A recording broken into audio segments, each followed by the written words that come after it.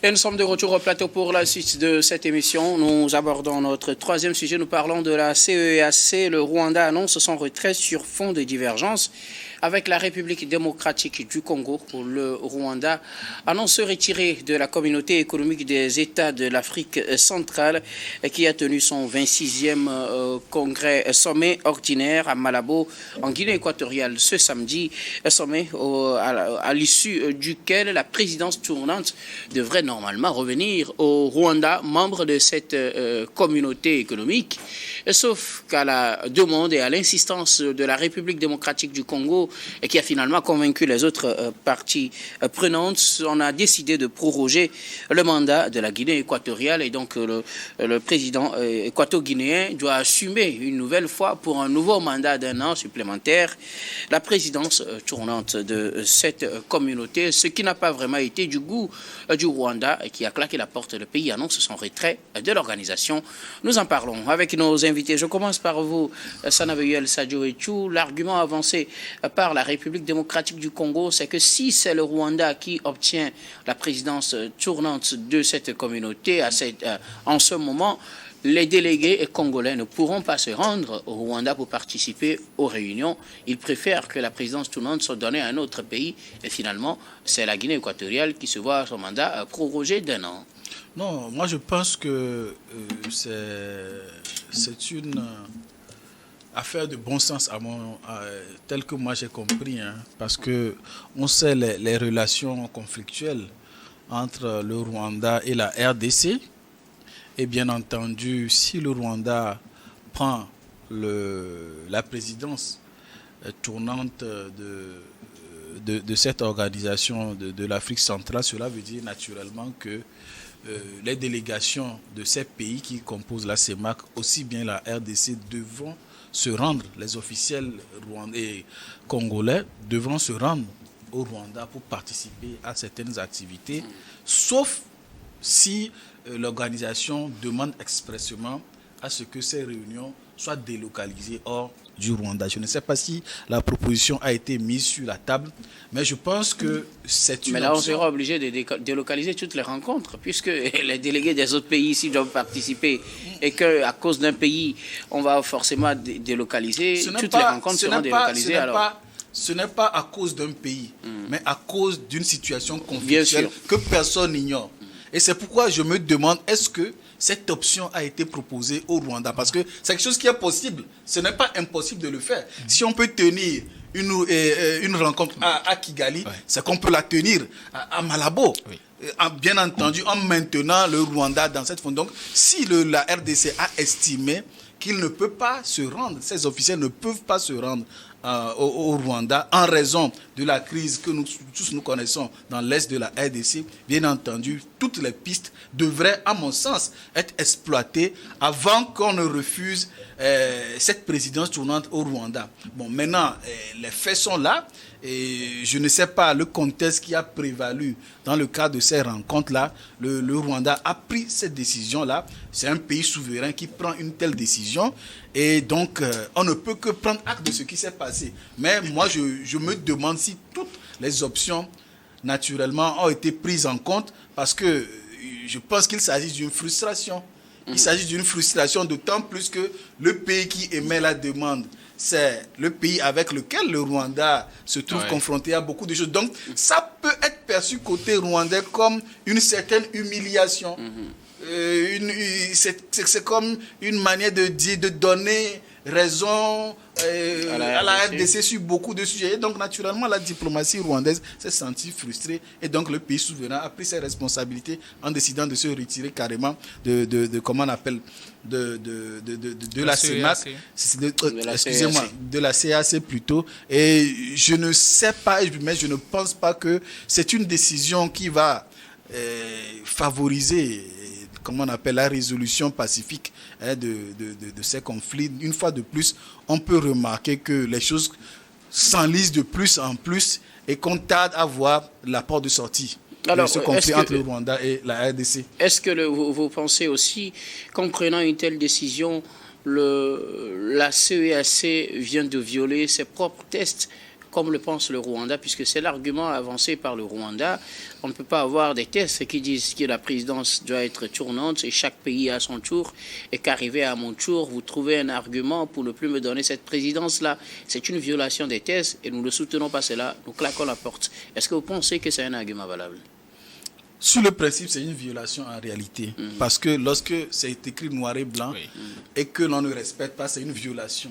Et cela s'aggrave d'autant plus qu'en 2022, le Rwanda avait été exclu dans les mêmes conditions d'une réunion de la CEAC. Et donc, quand ça fait 2 fois, comme je l'ai dit précédemment, lorsque toutes les options n'ont pas été explorées pour voir dans quelle mesure le Rwanda peut conserver sa présidence et voir comment on peut organiser les rencontres officielles dans des lieux où les officiels congolais peuvent se sentir à l'aise de venir. Si toute cette piste-là ne se trouve pas et si la décision n'a pas été prise en impliquant, en proposant d'autres choses à la diplomatie rwandaise, il s'agit purement et simplement d'une violation. Merci beaucoup à vous, Sana Veuel. Mais une dernière question rapidement. Est-ce que, quelque part aussi, la CEAC ne s'était pas retrouvée avec un couteau sous la gorge? Ça y est, il fallait trancher, il fallait prendre soit la République démocratique du Congo, en permettant au Rwanda de se retirer, ou prendre le Rwanda, en prenant le risque aussi de voir la RDC se retirer? Je ne vois pas les choses ainsi, mais moi, je pense... On aurait pu trouver un juste milieu? On aurait pu trouver un juste milieu pour que le Rwanda conserve cette présidence-là, mais en essayant de voir avec lui, en lui demandant lui-même, à son initiative, de faire délocaliser les rencontres prévues. Merci beaucoup à vous, Sana Veuel Sadio Etchou. Gabin Adjao, le Rwanda a décidé de quitter l'organisation, puisque normalement, c'est son tour de présider la dite organisation après le sommet de samedi. Finalement, les décideurs ont décidé de proroger plutôt le mandat de la Guinée équatoriale, mandat d'1 an encore, alors que c'était le tour du Rwanda. Le Rwanda n'a pas pu obtenir sa présidence, puisque la RDC a donné comme argument l'impossibilité pour ses délégués de se rendre à Kigali pour les rencontres de la communauté. Oui, c'est une situation assez difficile, hein, faut quand même le dire. C'est très difficile puisque c'est textuel, c'est ce qui est écrit dans les normes. C'est le Rwanda qui devait prendre la présidence puisque c'est une présidence tournante. Mais on a décidé quand même de proroger le mandat de Malabo à la tête quand même de la CEAC. Et moi, ça me pose un certain nombre de problèmes. Si le Rwanda arrive aujourd'hui à annoncer son retrait de cette institution, ça veut dire que la démarche a été très mauvaise. Parce que pour quelque chose qui revient de droit à la personne ou bien un pays donné, si le moment arrive et que vous ne pouvez pas le lui donner par rapport à un certain nombre de choses, il faut aussi choisir la démarche et discuter avec cet État-là, puisque c'est un État souverain qui a quand même des prérogatives. Donc, à un moment donné, il faut faire en sorte que ce pays-là ne soit pas humilié. Mais la manière dont les choses ont été faites et puis on a décidé juste de proroger le mandat de la Guinée équatoriale, ça pose problème. Et la manière aussi dont le Rwanda a annoncé avec fracas son retrait de cette institution-là, ça pose problème. C'est vrai, la CEAC et le Rwanda, il y a toujours eu de problèmes. Même la CEAC a toujours demandé le retrait des troupes rwandaises et du territoire rwandais, du territoire congolais, ce que le Rwanda a toujours nié. Donc ça pose toujours problème. Aujourd'hui, le Rwanda se dit que bon, la CEAC est partisan, est en train de prendre parti et fait cause pour la RDC, alors qu'une fois tous ces partis d'une organisation et que les choses doivent être faites dans les normes. Bon, vous savez, Kagame, c'est quelqu'un de très égoïste et il aime aussi s'imposer. Mais ici, quand on parle de test, il faut dire que c'est la CEAC qui a premièrement violé le test. On l'a vu dans le cadre aussi de la CEDEAO. Normalement, après Nana Akufo-Addo du Ghana, c'est le Bénin de Patrice Talon qui devait prendre la relève. Mais après discussion et tout, ils ont décidé de laisser la main au Nigeria. Donc, du coup, est-ce que vous avez vu Talon parler de gauche à droite? Non, le Bénin n'a même pas parlé. Donc, ça veut dire c'était avec l'accord. Dans ce cas, c'était avec l'accord du Bénin. Voilà, ce qui n'est pas le cas dans ce cas. Voilà, c'est ce que je dis. Ce qui est fait en sourdine, on ne le sait pas. Donc, ça veut dire qu'au niveau de la CEDEAO, il y avait eu quand même des discussions pour que le Bénin lui-même se dise, bon, voilà, moi-même, je permets qu'on donne au Nigeria quand même cette présidence-là. Et ça n'a pas posé de problème à personne. Mais ici, quand on annonce comme ça, la prorogation du mandat de la Guinée équatoriale à la tête de la CEAC et que juste après, le Rwanda sort un communiqué disant que ils vont sortir de la CEAC. Ça veut dire que toutes les mesures n'ont pas été prises et que le Rwanda n'a pas été respecté dans cette condition-là. Maintenant, ça amenuise quand même les mesures de règlement de ce conflit. Parce que quand le Rwanda va sortir, je ne suis pas sûr qu'ils vont accepter de recevoir les ambassadeurs ou bien les émissaires de la CEAC pour discuter avec eux, compte tenu avec la RDC. Ça a posé problème et ce sont des portes qui vont se fermer. La meilleure des choses pour moi, il fallait faire, c'est de laisser le Rwanda présider quand même cette institution-là. Comme ça, ils auront la responsabilité eux-mêmes de pouvoir délocaliser leurs troupes ou bien de faire quitter leurs troupes du territoire congolais. Chez nous, on dit, quand tu sais qu'un enfant vole, il faut lui confier ton argent. C'est ce qu'il faut faire.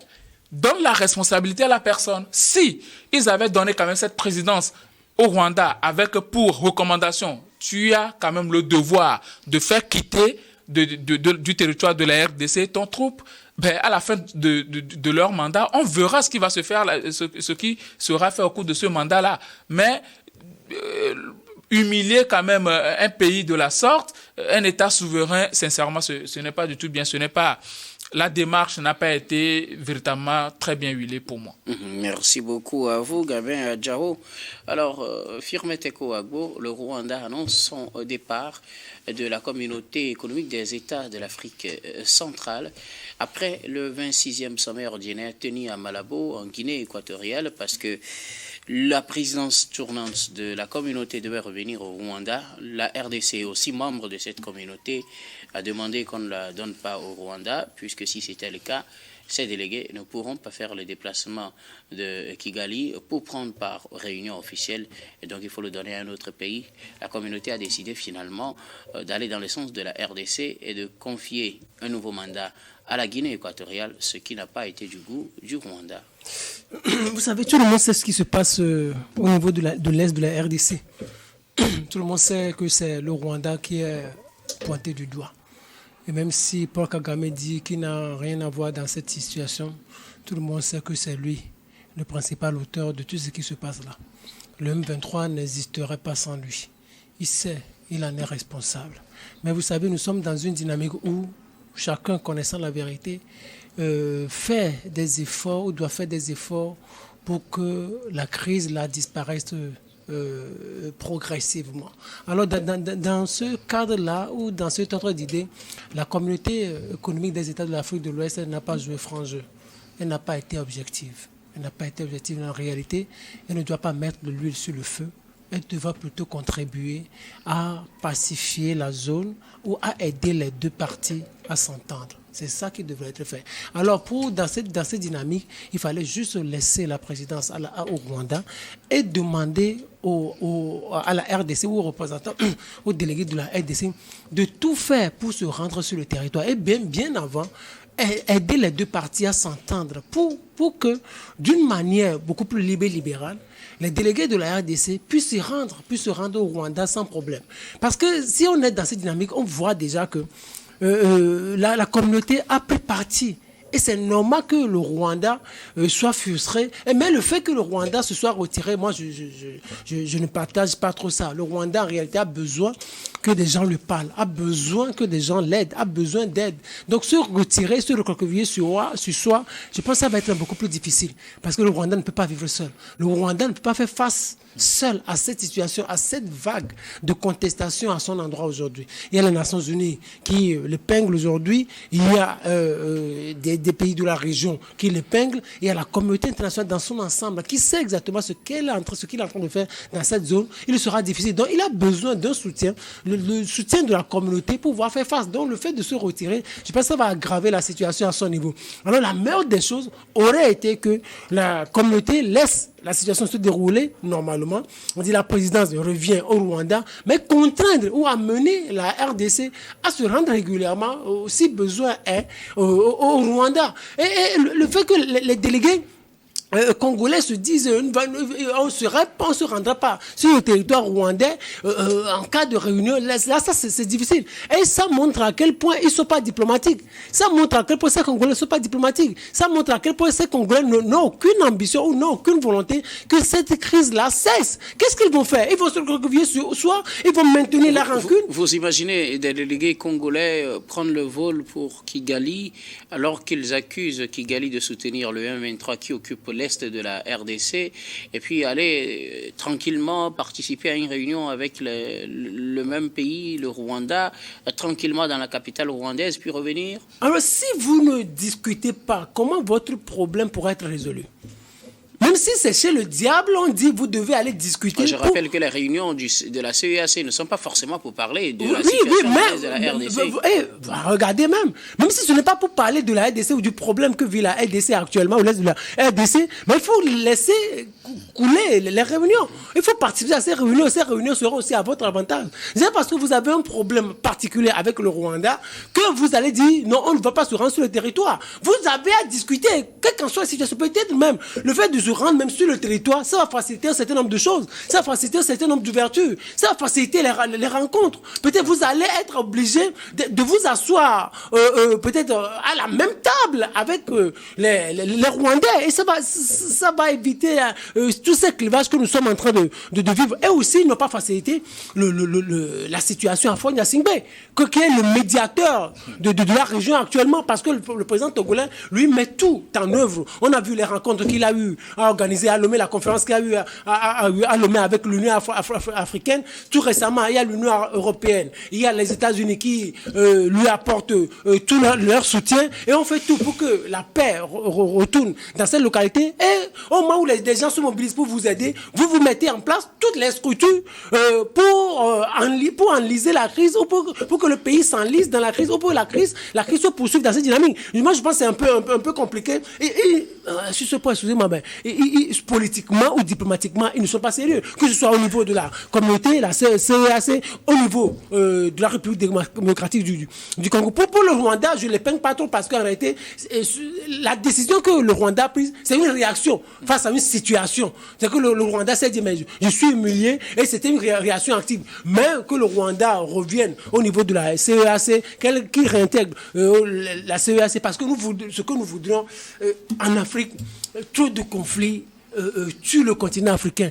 trop de conflits déciment le continent africain, trop de conflits détruisent le continent africain. On a besoin de paix. Alors moi, je sollicite toujours la médiation du président du Conseil togolais, Fagne Gnassingbé, pour que cette crise-là soit résolue dans les jours à venir. Merci beaucoup à vous tous pour vos contributions. Nous allons marquer une nouvelle pause, puis on reviendra tout à l'heure pour la dernière partie de cette émission, dernière partie que nous allons bien évidemment consacrer au Togo.